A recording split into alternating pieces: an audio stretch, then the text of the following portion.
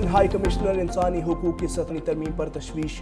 پاکستان نے اقوام متحدہ کے ادارہ برائے انسانی حقوق کا بیان بے بنیاد اور بلا جواز قرار دیتے ہوئے مسترد کر دیا۔ ترجمان دفتر خارجہ نے کہا، پاکستانی پارلیمنٹ نے 2/3 اکثریت سے 27ویں آئینی ترمیم منظور کی۔ تمام جمہوری ملکوں کی طرح آئین میں ترمیم سمیت قانون سازی پاکستان کے منتخب نمائندوں کا اختیار ہے۔ آئینی ترمیم کے حوالے سے جاری کردہ بیان میں پاکستان کے نقطہ نظر اور زمینی حقائق کی عکاسی نہیں کی گئی۔ پاکستان اپنے آئین میں درج انسانی حقوق اور بنیادی آزادیوں کے تحفظ کے لیے پرعزم ہے۔ UN high commissioner Pakistani parliament کے خود مختارانہ فیصلوں کا احترام کرے۔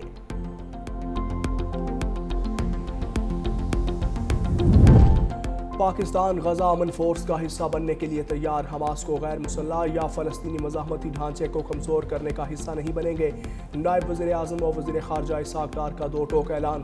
کہا، وزیر اعظم نے فیلڈ مارشل سے مشاورت کے بعد اصولی طور پر اعلان کیا کہ ہم فورس دیں گے، لیکن جب تک امن فورس کے TORs، مینڈیٹ اور کردار کا واضح فیصلہ نہیں ہوتا، اس وقت تک پاکستان کو کوئی حتمی فیصلہ نہیں کر سکتا۔ افواہ آئی کہ انٹرنیشنل اسٹیبلائزیشن فورس حماس کو غیر مسلح کرے گی۔ ہم اس کے لیے تیار نہیں۔ ہمارا کام امن قائم رکھنا ہے، امن نافذ کرنا نہیں۔ افغانستان کے ساتھ تعلقات کے متعلق سوال پر اسحاق ڈار بولے، یہ ان کی خام خیالی ہے کہ چیزیں ٹھیک نہیں ہو سکتی۔ اگر ہم انڈیا کو سبق سکھا سکتے ہیں تو یہ کوئی مسئلہ نہیں، ہم فوجی ایکشن بھی کر سکتے ہیں، لیکن یہ بھی ٹھیک نہیں کہ بھائی کے گھر میں گھس کر ماریں اور ان عناصر کو نکالیں۔ اقوام متحدہ کی درخواست پر افغان عوام کے لیے کھانے پینے کی چیزیں اور انسانی امداد بھیجنے کا فیصلہ آج کر لیں گے۔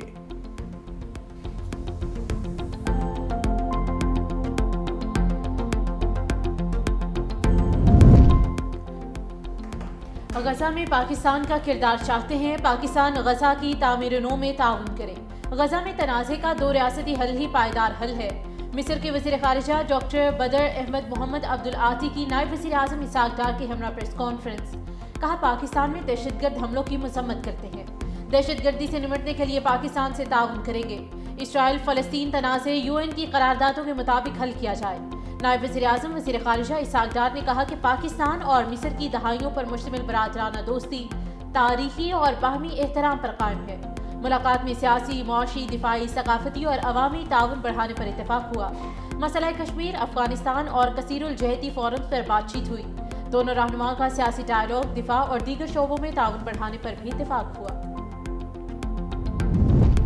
اسرائیلی فوج غزہ میں جنگ بندی معاہدے کی مسلسل خلاف ورزی کر رہی ہے۔ معاہدے کی حمایت کرنے والے مسلم ممالک اپنے موقف پر نظر ثانی کر سکتے ہیں۔ وزیر دفاع خواجہ آصف نے کہا، شرم الشیخ میں معاہدہ خطے میں استحکام کے لیے کیا تھا۔ غزہ میں جنگ بندی کے نفاذ کے بعد اب تک 352 فلسطینی شہید ہو چکے۔ اسرائیل کی جارحانہ کارروائیوں نے جنگ بندی معاہدے کے متعلق خدشات پیدا کر دیے۔ عالمی برادری اسرائیلی بین الاقوامی قوانین کی پابندی کے لیے دباؤ بڑھائے۔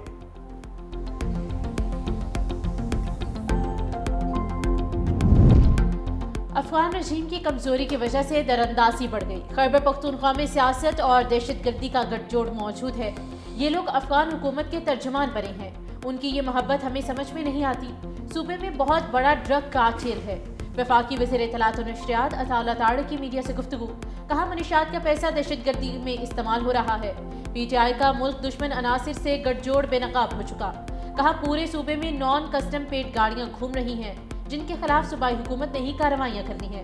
دہشت گردی کی مذمت کا ایک بیان نہیں دیا جاتا۔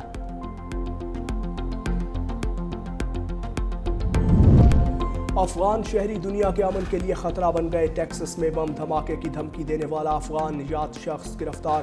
محکمہ ہوم لینڈ سیکیورٹی کا کہنا ہے گرفتار شخص نے ٹک ٹاک پر بم تیار کرنے کا اشارہ دیا تھا۔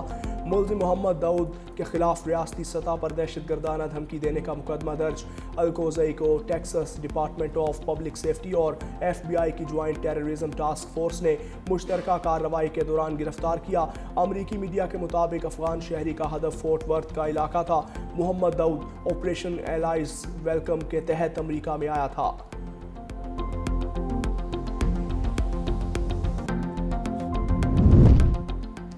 امریکی ہوم لینڈ سیکیورٹی نے مجرمانہ سرگرمیوں میں ملوث افغان شہریوں کی فہرست جاری کر دی۔ کہا، بائیڈن انتظامیہ نے ہمارے معاشرے کو مجرموں اور دہشت گردوں سے بھر دیا ہے۔ ہزاروں افغان شہریوں کو امریکہ لایا گیا۔ جمال ولی نے 2 پولیس اہلکاروں کو گولیاں ماری۔ عبداللہ حاجی زادہ اور ناصر احمد توحیدی اوکھاپوما میں دہشت گردی کی منصوبہ بندی کرتے پکڑے گئے۔ 2025 میں ICE نے جاوید احمد کو سیکنڈ ڈگری اٹیک کا مجرم قرار دیا۔ بہار اللہ نوری میں بچے سے جنسی زیادتی کے الزام میں گرفتار ہوا۔ افغان شہری ذبیح اللہ محمد کو مونٹانا میں جنسی زیادتی کے الزام میں پکڑا گیا۔ یہ وہ افغان شہری ہیں جنہیں بائیڈن انتظامیہ نے امریکہ میں بسنے کی اجازت دی۔ امریکیوں کو ان لوگوں کو برداشت نہیں کرنا چاہیے، ان کو نکالنا چاہیے۔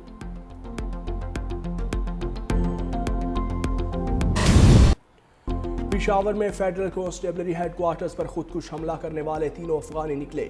نادرا نے تینوں حملہ آوروں کی افغان شہریت کی تصدیق کر دی۔ فیڈرل کانسٹیبلری میں خودکش دھماکوں سے متعلق تفتیش بھی جاری۔ تفتیشی حکام کی 100 سے زیادہ مشتبہ افراد سے پوچھ گچھ۔ حملہ آوروں کی رحمان بابا قبرستان سے فیڈرل کانسٹیبلری ہیڈ کوارٹرز تک آمد کی فوٹیج حاصل کر لی گئی۔ تفتیشی ٹیم سہولت کار کا کھوج لگانے میں مصروف۔ خودکش حملے کے وقت کسی حملہ آور کے پاس موبائل فون نہیں تھا۔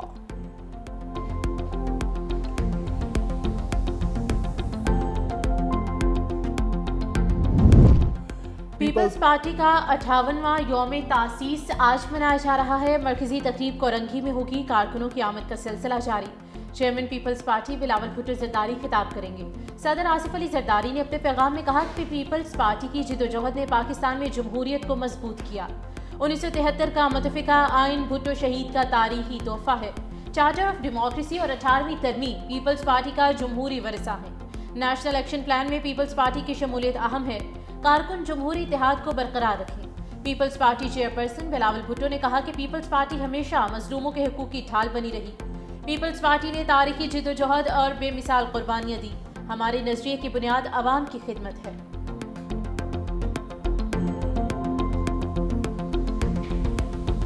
پیپلز پارٹی کے یوم تاسیس پر ملک بھر میں تقریبات کا انعقاد۔ اپنے خون سے جمہوریت کے پودے کی آبیاری کرنے والے شہدائے پیپلز پارٹی کو عقیدت بھرا سلام۔ سینئر وزیر سندھ شرجیل انعام میمن نے اپنے پیغام میں کہا، پیپلز پارٹی کا قیام عوام سے ایک وعدہ تھا کہ اس ملک کے عام انسان کو بھی عزت اور اختیار ملے گا۔ آج کے دن ہم اپنے شہیدوں، کارکنوں اور قائدین کو سلام پیش کرتے ہیں جنہوں نے اس وطن کی جمہوریت کو اپنے خون سے سینچا۔ سینئر رہنما شہر الرحمان نے اپنے پیغام میں کہا، آئین پاکستان، نیوکلیئر پروگرام، زرعی اصلاحات، آزاد خارجہ پالیسی، میزائل ٹیکنالوجی، بنیادی حقوق، BISP، سی پیک سمیت دیگر اقدامات پیپلز پارٹی کی جمہوری جدوجہد کا سنگ میل ہے۔ وزیر بلدیات سندھ ناصر حسین شاہ کا شہید ذوالفقار علی بھٹو، شہید بے نظیر بھٹو، صدر آصف علی زرداری اور چیئرمین بلاول بھٹو کو خراج تحسین۔ کہا، پیپلز پارٹی صرف سیاسی جماعت نہیں بلکہ خون سے لکھی گئی جدوجہد ہے۔ گورنر خیبر پختونخوا فیصل کریم کنڈی نے کہا، پیپلز پارٹی عوام کی امید، جمہوریت کی ضمانت اور محروم طبقات کی آواز ہے۔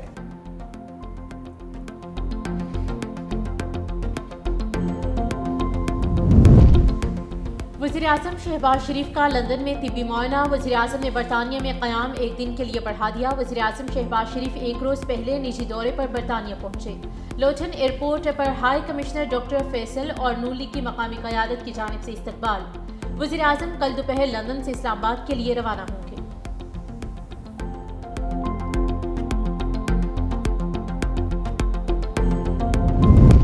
خیبر پختونخوا حکومت کا ہری پور ضمنی انتخابات کی انکوائری کروانے کا فیصلہ۔ کلاس 4 سے لے کر DC تک انکوائری ہوگی۔ الیکشن کمیشن نے NA18 ہری پور کے انتخابات پر لگائے گئے تمام الزامات مسترد کر دیے۔ مخصوص عناصر حسب معمول ضمنی انتخابات کو متنازع بنانے کی کوشش کر رہے ہیں۔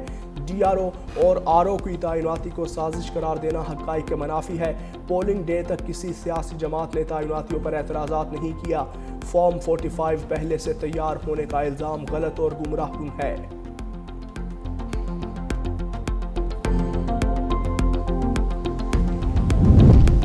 لاہور کی ترقی میں معیار پر کوئی سمجھوتہ نہیں ہوگا۔ لاہور ڈیولپمنٹ پلان کے دوسرے فیز کا آغاز کر دیا گیا۔ وزیر اعلیٰ پنجاب مریم نواز شریف کی زیر صدارت لاہور ڈیولپمنٹ فیز 2 سے متعلق اجلاس۔ لاہور شہر کی 6284 گلیوں کی مکمل اپ گریڈیشن کی جائے گی۔ واسا کی 486 اور لاہور میونسپل کارپوریشن کی 5798 گلیوں کو آئندہ سال جون تک جدید اور قابل فخر بنایا جائے گا۔ لاہور کا ہر محلہ روشن اور آباد بنانے کے لیے اجلاس میں مرحلہ وار ماہانہ ورک پلان پیش۔ اسلام آباد کے 3 بڑے عوامی ترقیاتی منصوبے ٹی چوک فلائی اوور، شاہین چوک انڈر پاس اور فیض آباد انٹرچینج ری ماڈلنگ تکمیل کے قریب پہنچ چکے۔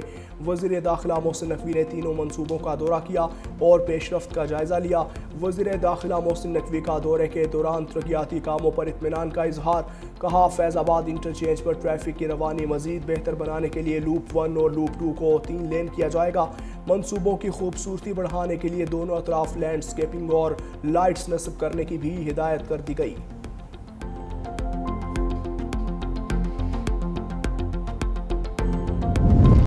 شاہینوں نے لنکا ڈھا کر 6 ملکی سیریز کا خلاف فتح کر لیا۔ پاکستان نے فائنل میں سری لنکا کو شکست دے کر ٹرافی اٹھا لی۔ قومی ٹیم نے 115 رنز کا ہدف 19ویں اوور میں 4 وکٹ پر پورا کر لیا۔ سٹار بلے باز بابر اعظم 37 رنز بنا کر ناقابل شکست رہے۔ سامع ایوب 36 اور صاحبزادہ فرحان 23 رنز بنا کر پویلین لوٹے۔ شاہین شاہ افریدی اور محمد نواز کے 3 شکار۔ ابرار احمد نے 2 کھلاڑیوں کو آؤٹ کیا۔ محمد نواز پلیئر آف دی میچ اور پلیئر آف دی سیریز کا ایوارڈ لے اڑے۔ صدر آصف علی زرداری اور وزیر اعظم شہباز شریف کی ٹیم کی کامیابی پر قوم کو مبارکباد۔ کہا کھلاڑیوں کی محنت، نظم و ضبط اور اعلیٰ کارکردگی نے وطن عزیز کا سر فخر سے بلند کیا۔ Chairman Peoples Party Bilawal Bhutto, speaker قومی اسمبلی چیئرمین سینٹ سمیت دیگر کی بھی قومی ٹیم کو جیت پر مبارکباد۔